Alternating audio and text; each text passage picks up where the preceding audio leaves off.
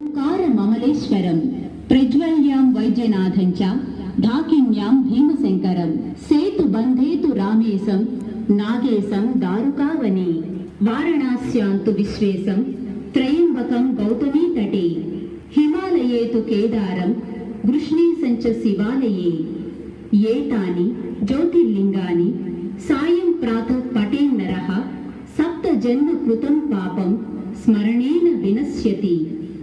ఓం నమః శివాయ అన్న పంచాక్షరి ప్రణవనాదం పంచభూత ప్రాకారమైన ఈ జగతికి ప్రాణదీపం.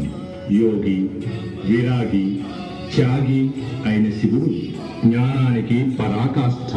అజ్ఞానమనే కోరికను జ్ఞానమనే మూడవ కంటితో బూడిద చేసిన జ్ఞాని దక్షిణామూర్తి.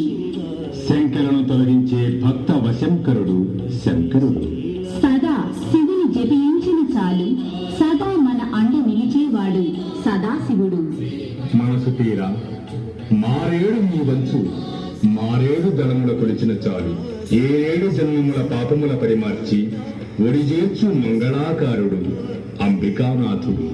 అందుకే మనిషిగా, దేవుడిగా, జంతువుగా, పశువుగా, పురుగుగా, పక్షిగా నన్ను ఏ శరీరంతో పుట్టిస్తావో నీ ఇష్టం, కానీ నా హృదయాన్ని మాత్రం ఎల్లప్పుడూ నీ పదస్మరణ వలన కలిగే పరమానంద తరంగాలపై విహరించేలా మాత్రం చెయ్యి.